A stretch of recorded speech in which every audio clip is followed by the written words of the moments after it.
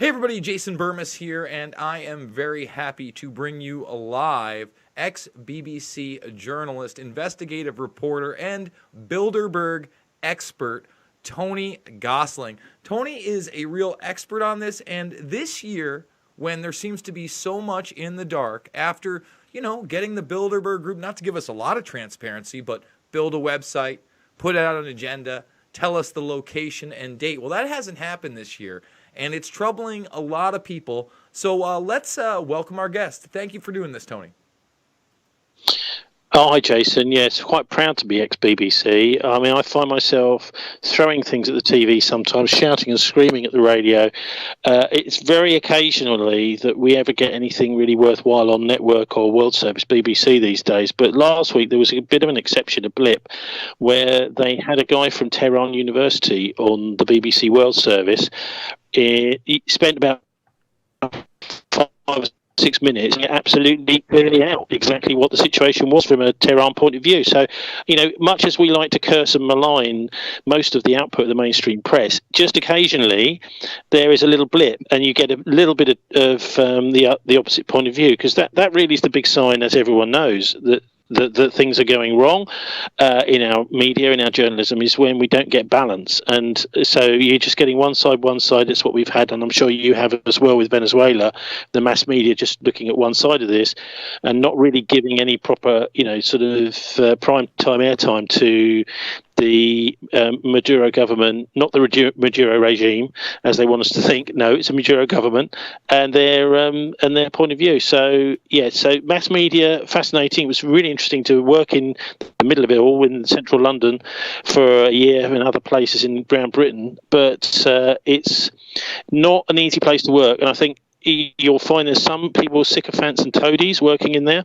There's some actually quite dark characters, really like sinister people, but there's also a few good people still who are just hanging on in there, doing what they can for us, and the knowledge that at some point they'll do something good, they'll actually get the truth out, and then they may lose their job. So there is a bit of everything in the middle of it. So in 2017, for instance, one of the things they were talking about was the war on information. And then, I think last year was losing the narrative was somewhere in there as well. With all of the big tech censorship, the fact that you just talked about, we're only seeing one side of the story in Venezuela in this country, and the same with Tehran and yours. What do you think the main agenda points are going to be? And are they even going to announce this thing this year? Where do you think this is going to be? You've already expressed that you doubt it's going to be in Europe because of the Brussels agreement falling apart, perhaps the turmoil in France with the Yellow Vest movement. What are your thoughts? Well, it would make a lot of sense for it not to be in Europe, because the European Union is falling apart right now. It's extremely sensitive subject. So if Bilderberg was to be in the EU countries, there might be spontaneous protests. I mean, usually there's a leak of some sort, so it makes sense from just a purely precautionary point of view to do it in North America, even though it really should be, if you look at the pattern of meetings of the year at events. But I mean, I've seen a change, over since the Dresden, when I was last actually at a Bilderberg meeting in 2016, from Europe being sort of on the edge of being pro-Brussels and anti, to now most of the major countries have got a very strong, if not a serious majority. I mean, we're talking about sort of 60-70% majority anti-Brussels. So the Yellow Vest movement is an expression of that. It's absolutely clear, although we're not being told that by the mainstream press. Most of the people are just totally anti-Brussels and anti-EU. They see it as a German-controlled thing. The German ordinary population, they don't really care whether it's German-controlled or not, but they're fed up with the unbridled immigration. And, of course, that spills to a certain extent into feeds the frenzy in the racist parties in all parts of Europe. But what we found here in Britain, for example, is and in Italy, is that there is most of the major parties that are Eurosceptic are absolutely awake to the fact that the far right is trying to parasite on them, and the racists are trying to parasite on them in order to really discredit the anti-Brussels movement. But so in Italy, it's massive. It's something like 75% now of the population want to leave the EU, and this wasn't the case back in 2016 when we were in Dresden for the Bilderberg conference there, and when we were just about to have the Brexit referendum. It's also interesting, isn't it, how the British government have just completely kicked this into the long grass, this whole Brexit business. I mean, incredible, really, that we're told we're going to leave on the 29th of March. That's what the law says. And then we're told, oh, no, you're not. And you know what I found so fascinating about this is looking at there was an amazing statement. I thought it was incredible by one of the European aristocrats from the Habsburg Empire, saying, "Oh gosh, we think that actually Brexit is never going to happen." And it's just a reality TV show. We're watching it, and it's entertaining to see these people pretending on political stages and in the news and everything that they're going to leave the EU, the Brexit people and the Brits. But actually, we know that we're so much in control of their finance and their politics. We've bought their politicians. We've bought their entire system. We've bought their media. That we know they're not going to leave because they're not going to be allowed to leave. It's going to Hotel California time. You're in the EU, but you're not going to be able to leave the EU, even if you vote to leave, and we'll find some way of keeping you in. And the most cynical thing about Brexit, if you don't mind me just going on a bit about it, is look, what they're doing is they're just leaving it and leaving it and leaving it. They want another referendum, which is exactly what they did in France and Ireland. In order to, when people voted the wrong way, they have another referendum until you vote the right way the EU want you to, and by that extra time, so whether it's 3 or 4 or 5 years down the line, the elders of the tribe, the elderly population who can remember life before the European Union and can remember all the promises that were made when we first joined the common market in the 1970s, they're dead. So a whole load of people die off. You get a whole load of very impressionable youngsters, sort of 17, 18, 19, 20 years old, that are also able to vote, and that can maybe move the vote away. I don't know if it will this time, but it's a really cynical attitude to just try and keep going until a whole load of the people who are holding the intelligence and the experience of 70, 80 years of age, that sort of generation, die, and then those people can't vote anymore and they can't influence the decision. We just want the impressionable youngsters voting, and because we know we can manipulate them much more easily. Well, when you talked about that, it does seem that way, at least from anybody that's paying any attention in the States, that you clearly voted to leave. And there's just now hearing after hearing, referendum after referendum, and it doesn't seem like the will of the people is going to be. And I think that's because the European Union, let's face it, is one of those globalist arms of control, of currency, of region that's really created by people who have invested in this Bilderberg group that we're talking about, the Rockefellers of the world, the Kissingers of the world. And now, with that power shifting to technocrats like Thiel and others, I'm not sure if Schmidt's going to be there this year. I wasn't sure he even was in 17 and 18. I know that he's now officially left Alphabet. But you talked about World War III. With all of the technology propaganda, the fact that they're censoring media, do you think it's more probable now that is actually a possibility? I mean, you look at the United States, and we were promised with this Trump presidency, and a lot of the people in the alternative media trumpeted it and parroted it, that we were going to get out of Afghanistan, we were going to get out of Iraq, we were going to leave Syria. Trump even said so just before, all of a sudden there was this chemical attack that never really happened, and we're shooting missiles. And now, even though it's largely been conceded that war is over, no, they still want United Nations sanctions, and they've got the likes of Ben Stiller out there shilling for that, so they never have to leave. They're talking about Iran like they never have before, trying to saber rattle with the Abraham Lincoln and others, even though that was scheduled back in April. So the question is, I've heard you talk about World War III. What does that look like, and is that something that's going to be on the agenda this year? Well, certainly it's absolutely clear from the leaks that Jim Tucker had back in 2003, bless him, the meeting in 2002 was discussing the invasion of Iraq. The Bilderbergs were. So those sorts of leaks we don't really get anymore. They've got a lot tighter on, and, obviously we don't have the sleuthing powers of Jim Tucker anymore to do those kinds of leaks. But yes, certainly the Kosovo War, which was very important, the dismantling of Yugoslavia in the 1990s, which was a very positive semi-socialist state. It was a sort of half and half, where the government ran most of the infrastructure in a publicly open and accountable way, so everyone knew that, for example, the water system, the transport systems were being run and how much money was going to who. And then there was also a large allowance for private businesses to do things like car manufacturing and things like that, but then it was quite well regulated, so it wasn't very easy to sack. It wasn't too easy to sack someone, for example, organising in a trade union in the factory. They couldn't be sacked. So Yugoslavia was smashed to pieces by Bilderberg, and they were very much involved in that. It was quite obvious that they were. In fact, various of the people went straight from Bilderberg into managing that attack on, dismantling of Yugoslavia and the destruction of Serbia, Bosnia, all these, horrendous things that happened in the 90s. So, it would be extraordinary if they weren't involved in this. Of course they are. They were discussing Iran last year, and this is their big plan right now, it seems, is to... first of all, they've now got a government in Britain which is very, very compliant and pliable. The establishment is a whole different question. That is, the British establishment is a mainly landowning and finance owning and controlling oligarchy, and they don't necessarily do what Parliament wants, and they can put pressure on in other ways. But the government itself, for Downing Street and the cabinet, is very weak. Theresa May was never elected. The Conservative Party, if they had a chance to vote, would get rid of her immediately. That is to say, the members, even the Tory MPs, would almost certainly get rid of her immediately if they had the chance to vote now, which they don't.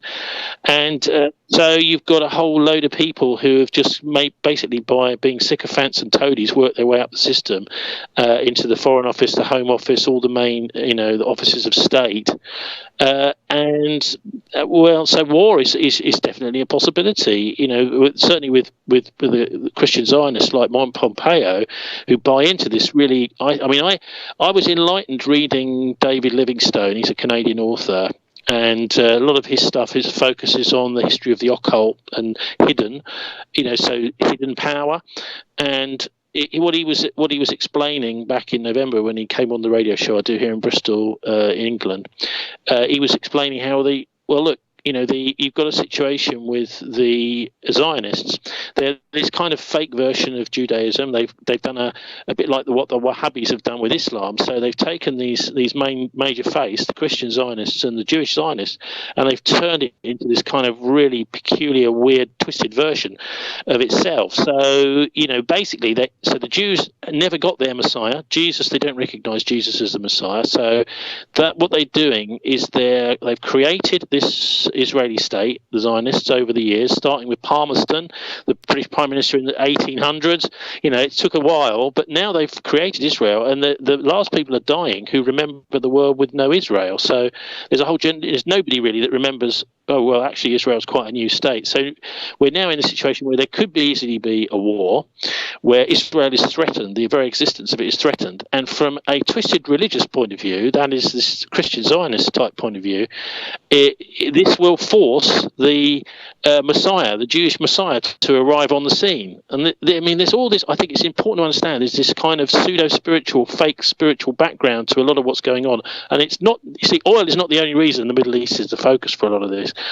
And so the only problem is, of course, is if Israel's existence is threatened, so it may be wiped out and wiped off the map by a war down there, then of course the Jewish Messiah must turn up to save the Jews. It will invoke this Messiah character. And what David said, which kind of shocked me, but there's a sort of ring of truth to it, that this Messiah could end up being the Antichrist. So in other words, it might actually play out that the bad guys in the book of Revelation end up being what the Christian Zionists and the Israeli state think are the good guys. You know, so anyway, this is, I think, a fascinating aspect to what's Tony, going on now. Is this twisted version of an interpretation of biblical prophecy? But what people don't really understand, and I think that this is the problem, is that is very much a religious ethno-state. There's a region when Netanyahu says Israel isn't for everybody. It's because they do believe in these prophecies. They do believe, it's not just about the Golan Heights region and Genie Energy and the oil. Believe me, that gets a lot of powerful people behind it. It gets Trump, for instance, saying, listen, we finally got to recognize that this region is Israel's. No other nation state has ever done so. Let me tell you, hang on. Sorry to interrupt you, but with Trump, I think it's much more blackmail, actually. I don't know if he really believes this stuff. He's just basically told, look, I want you to recognize the Golan Heights, and if you recognize the Golan Heights, Mueller's investigation will go away.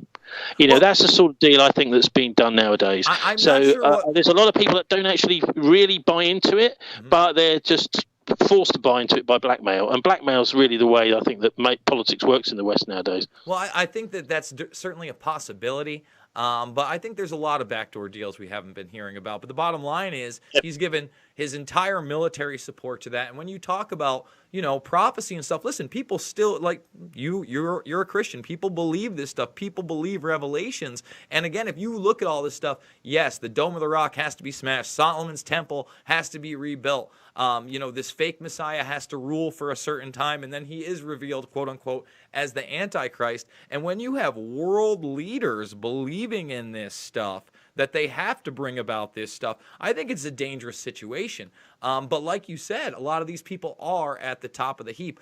And I don't think people understand that.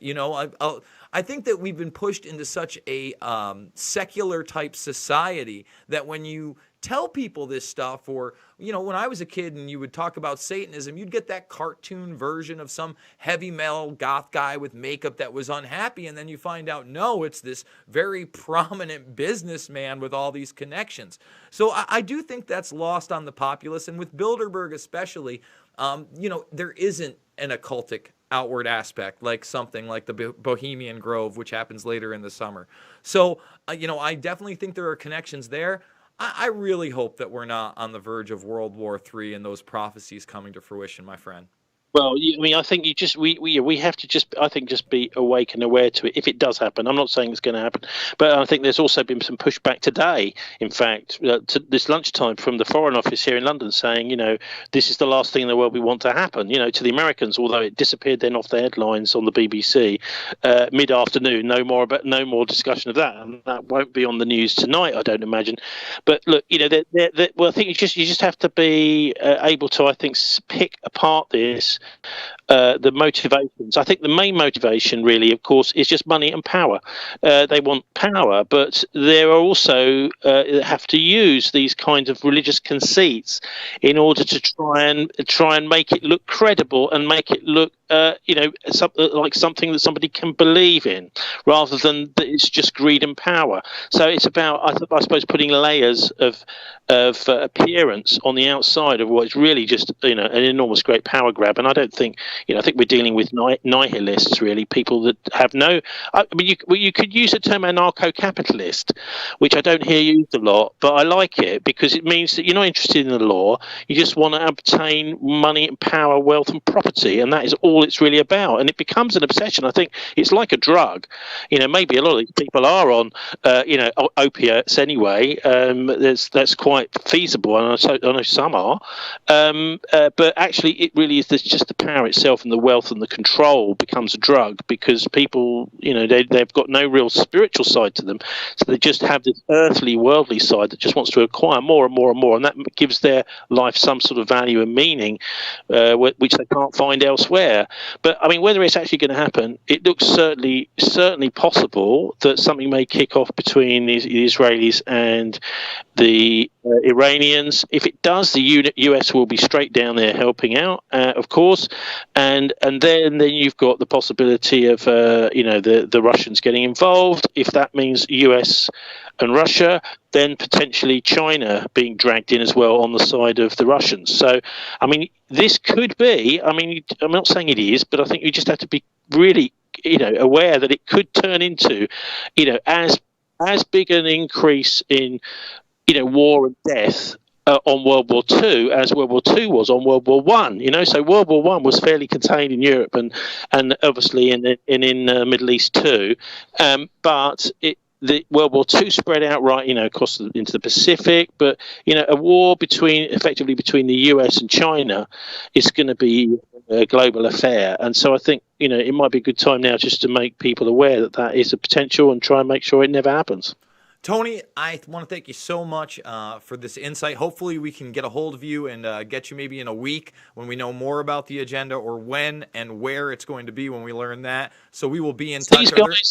These guys really are the Bond villains. I mean, I think if you watch any Bond movie, just think of it as a Bilderberg meeting. And I'm not just saying that, because Ian Fleming, the Bond author, was very much aware of some of the power playing behind this. He was working for naval intelligence in London during World War II, and he just simply couldn't. He was aware of the deals that were being done, particularly for the billion or so pounds worth. I'm not sure in dollars.